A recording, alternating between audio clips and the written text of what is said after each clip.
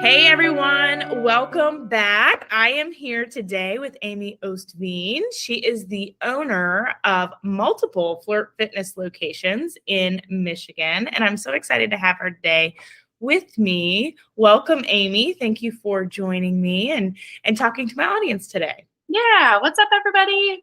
Yeah, I'm so excited to have you. So tell me, just give me a little bit of background on you, how you got into entrepreneurship. I know you own multiple locations and a coaching business, so online and brick and mortar. So I know you're tired. I know you're exhausted. And I know you're a mom. So tell us how you're killing all of it. How are you getting all of this done? How did you get into this entrepreneurial journey? Yeah, so I just knew my whole life I wanted to be an entrepreneur. I mean, I am a really terrible employee, and you can ask my old bosses from sales, and they would be like, yes, she is a terrible employee, and she just does everything that she wants to do. However, I did make them good money, so I will input that. I got them a lot of promotions. But anywho, yeah, so growing up, I grew up on a golf course, and at a really young age, my family didn't have a lot of money. And so I was in sports year round and always needed money to pay for shoes and my uniforms and all that kind of stuff. And I would go out on the golf course and sell golf balls. I would sell peanut butter and jelly sandwiches. We had a trampoline and a pool, and people would come through on the fifth hole, and I'd be like, hey, do you want to give me $1? I'll show you my dive. Like, I would just try anything to get money from these people as they were coming through the fifth hole. I did penny carnivals on my porch all the time. So I lived in a neighborhood that there wasn't a ton of kids my age. So like my brothers had friends, my sister had friends, and I was like a little bit of a loner. Entrepreneurship for me was just like something I just always knew was in me. So I was doing that at a very young age. I got into network marketing when I was 19. Back in the day when network marketing was like insane. Network, like we used to close for like $10,000. Not today where you're like, oh, let's talk about your needs. Like we were just like, wow, like it was like a very cutthroat company that is no longer around. But Right. yeah. And then, I got to learn from millionaires and got to learn how to read people and understand people and run my own business and get organized and all of that stuff. So that just kind of like fed that and kickstarted that. After that, I was in sales, which, it's a job, but it's also essentially like you have to be self-motivated. You have to have your own organization. So that kind of carried through. And then in 2013, I opened my first studio. So it's always been in me. It's always lived in me. I just don't do well with other people telling me what to do, like I was saying before. So being my own boss is something that I love. And I was willing to work really hard and make the sacrifices to have that life versus, the 9 to 5 or 8 to 5 in a cubicle. Like that's just not my style. So Right. yeah, so it's always been there. I love that. And I love that it started so young for you, because I think that a lot of us don't recognize that it starts that young. It can start that young. And as a child, I know personally was kind of told that I was always giving pushback. I was not compliant. I was, all of the things. And a lot of it was, I'm a quick learner. I consider myself to be a Jackie of all trades. And I would learn things quickly, and I'd either get bored and move on. And as a child, that was always told to me that was just me not complying. So I love that you recognized that it was that young for you. That's awesome. So I know you've had a lot of challenges, especially in your brick and mortar locations with the pandemic. Mm-hmm. So tell me a little bit about the challenges you've gone through, not just the pandemic. I'm sure there's other challenges if you've been an entrepreneur since your first location in 2000 and you said 13? 13, yep. Almost 10 years. So you've had next year. You had a lot of challenges to overcome. So tell me a little bit about those challenges. And I can already tell that you're a fighter. You're willing to fight for it. But how did you overcome that? What is your story of overcoming? So, man, there's so much. I actually wrote a blog about this, and when I wrote everything down of how much I've overcome in my life, it was this moment of really like, wow, I guess I have really persevered here. Like, just to see it all on paper, because you just don't see all those things at the same time. And yeah, like you said, there's been so much. I mean, I'm a single mom, so personally, there's been broken relationships, and just navigating in my personal life, you know, my own healing and my children's healing, and just what that looks like at home has been huge. In that aspect, you know, how did I overcome? I mean, you know, as a mom, you just have to, like, not overcoming is not an option when it comes to motherhood. For us moms. So it's like, you just really have to figure it out. And part of that was really looking in the mirror at myself as a mom, of what do I need to bring to the table in order for them to heal? And what do I need to bring to the table for me to heal? And just being open for that to grow and to learn and to heal together. As far as business goes, so much, you know, going into business, I wish somebody would have really said to me, like, just plan to fail a lot. You know, part of that was in me because I did have a background in sales. And, you know, with sales, something that I always thought about in sales, I was never the best, but what I could do the best is I was always the best at numbers. So if the guy next to me, which there was a guy that sat next to me in sales, like if he closed 1 out of 5 and I could only close 1 out of 10, and we had a competition, I'd win every single time, because I would know, all right, I just have to see double the amount of people that he sees in order for me to close more business than him. So I'd still win those contests. I'd still run for that. And I just always paid attention to my numbers. So I did go into business having that on my shoulder of like, okay, this is going to be a little bit of a numbers game. But honestly, I went into business with, you know, 3 sticky notes in front of me. One that said, you know, you can do it. 2, another one that was like, no, really, you can do it. And a third one that was like, no, really, you can do it. I mean, you know, So I didn't have this like whole business plan. I mean, it was just a lot of trial and error. And I wish somebody would have shared with me. I wish I could have heard failures from other business owners, because when I started to hear that and when I started to look into that and when I started to understand it, it was like, oh, that's just normal. All right. Failed. Okay, keep going. Failed. Okay, keep going. That didn't work. No problem. Like, and I had just these lists of people that had made it and that were still going when they failed all these times. So I then was able to really overcome failure in a way that I looked at it as opportunity instead of, you know, in a positive light instead of negativity. So a lot of times we'll go into business thinking, you know, like you have to expect that failure. You just have to expect that it's going to have to happen. And when it does, you got to get excited about it. So I'm just the type of person, I really get excited when someone knocks me down. I get excited when something doesn't work, because I also know I'm that much closer to having it work. If I feel like I'm stuck in a rut in life, I don't get upset. I get excited because I go, ooh, something really big is coming once this phase, like, right. Fades, you know what I mean? And it's just like that it's just plugging away and one step. So if something failed at business, it was like, okay, that didn't work.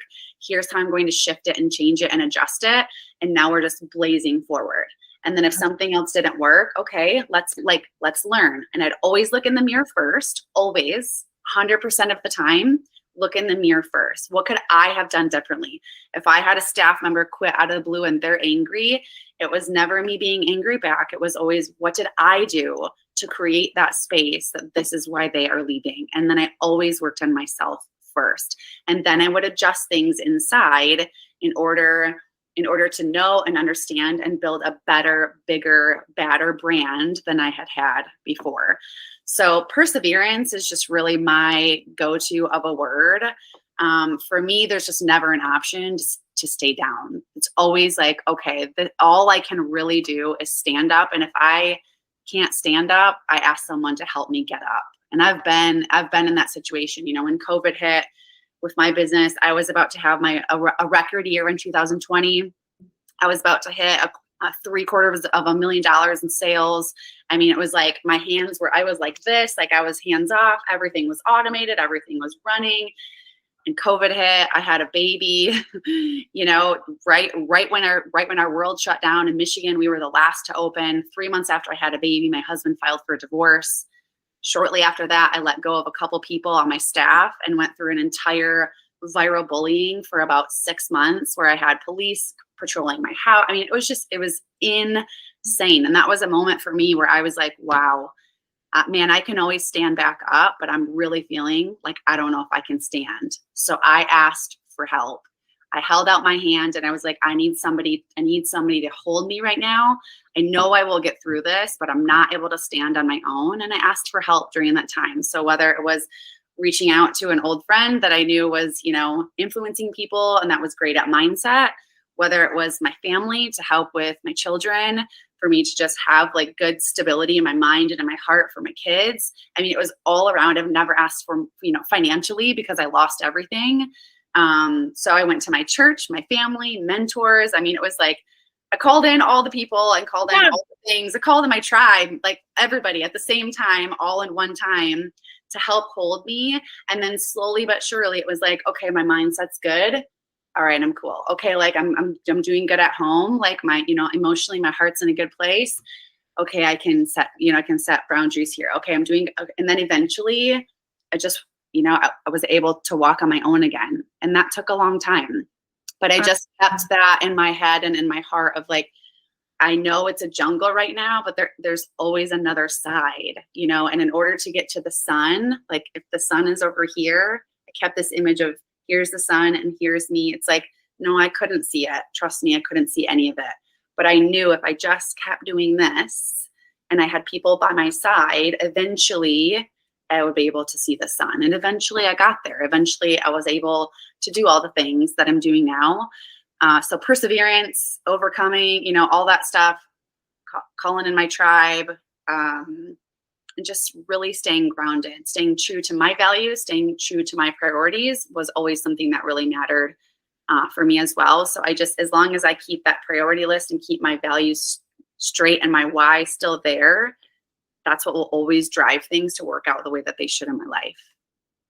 I love that. I love that. And I love that you have, well, everything you touched on, for sure. But then you also touched on, you always worked on yourself first. And isn't that somewhat what you do in your coaching business, that you help other women work on themselves first? You say you grow through what you go through, right? So in that you're saying, yep. So you have taken all of your own traumas, for lack of better words, all of your own trials and turn them into a way for you to help other women redesign their life. Yeah. Absolutely. So tell me a little bit about what that looks like for you, as far as like what you do, how you help other women in your coaching business. Yeah. So as far as coaching goes, I mean, that's the whole structure and vision of my studios, is that we desire to be every woman's most loved and safe sanctuary. So that is driven so hard into the core of my brand of Flirt Fitness. And it's like coaching is really the offshoot, if you will, or like under that umbrella of that vision statement, because that vision statement it's a vision statement of my life. I personally want to be, any woman that reaches out to me, I want to be able to be a safe haven for them. I want to be able to be a safe space and allow them to be able to be vulnerable, because I think, we just don't have enough of that space as women. And I know that, with coaching, it can be very intimidating at times because you're around this successful person. But I think it's just understanding, like, I actually went through this, I actually went through the things that we're talking about. I built a business, but then I lost it and I had to rebuild from nothing. I went through this personal trial. I went through all of that. So it's, first and foremost, it's just relating, and it's allowing us to have the space to create a relationship first. Within that, then just giving them tools and understanding of, this is how I did what I did. I'm not like the smartest coach out there, but I've just lived through it. So I can share the tools of what I did and how I got through that. And so much of it was based on relationships. So relationship comes first, priorities, values, and all the tools will come after that. So it's just, it's creating that space, and then it's allowing ourselves to be able to really figure out, like, in a clear way, versus like, work on your mindset. It's like, like, how are we going to do this? What does that look like every single day for you? Know that failure is going to come, like standing side by side and really holding hands with somebody, not just like, okay, we've talked for 5 minutes and then bye, I hope it really works out for you this week. You know what I mean? Like just very relational and together and connected. Right. And so that is for your coaching side, but you also help women with Flirt Fitness that aren't in your area, right? Can't they do Flirt? Because you're helping women in a lot of different areas in looking at themselves first and their personal development, growing through what they're going through, but also in feeling comfortable in their body and their skin and creating that safe space for them too at Flirt Fitness. So I love that you're creating all of these safe spaces, but just so my viewers can hear, because I'm so intrigued by the Flirt Fitness and, having fun while working out, because gym anxiety is real. A little bit about the at-home program that you have too, because women anywhere could do that, right? Yeah. All over the United States or heck, even every country, right? Yeah. Yeah. We just launched it in September. I'm super pumped about it. I mean, it only took us 9 years to get there, but we had a lot going on. So yeah, anybody can do it from their living room. Some of the stuff you do have to have a pole for, and some of it you don't. So it's anything from meditation, warm-ups, workouts, just floor-based movement. And then there's also pole tricks and pole movement, but it's really about, what we believe and what our brand is, which is drawing out the sensual side in a woman. So you're not going to go through a meditation like what you find on Headspace. It's going to be very geared toward a woman's heart. So if you identify as a woman, our workouts, our programs, our meditations, all of that stuff is designed for that soul. So you're going to hear meditations that are going to gear toward that. You're going to see workouts that are geared toward the way a woman's body is created and made. You're going to see, different warm-ups and workouts that are geared toward curvy women, some that are geared toward fit women, just all these different areas that any woman, anybody that, identifies as a woman can come into and just really draw out the sensual side. So that's what makes us different than like anything else that's online, because there is stuff that's online in the pole industry.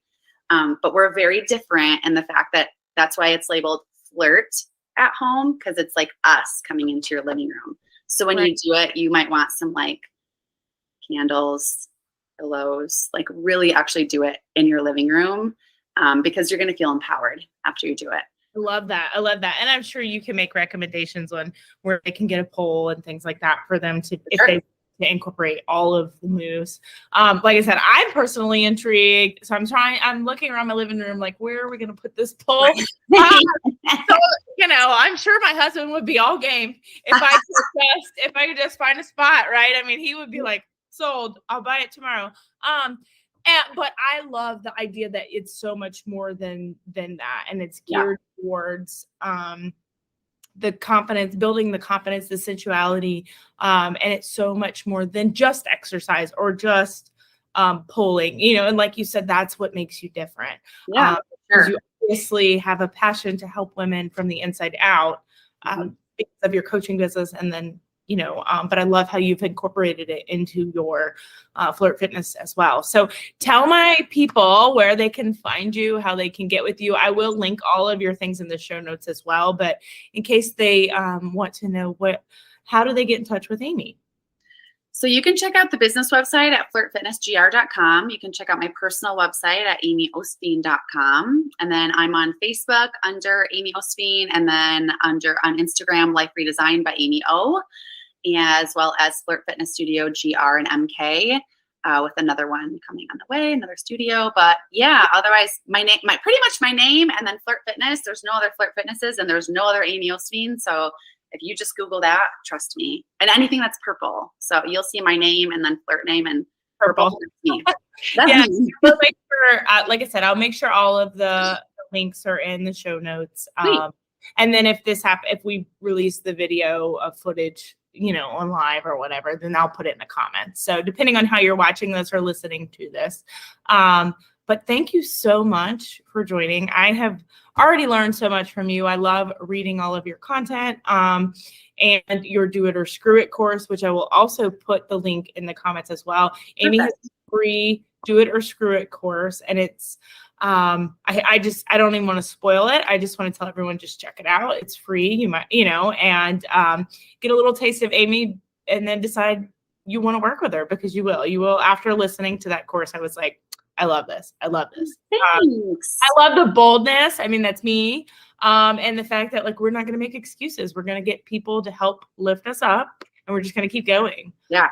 Because I think that's a lot of women's downsides, is they don't have that support, but they also don't know how to ask for that support. So I love that you called in your tribe, and I'm growing through that myself. So thank you so much. And until next time, I'll talk to you soon.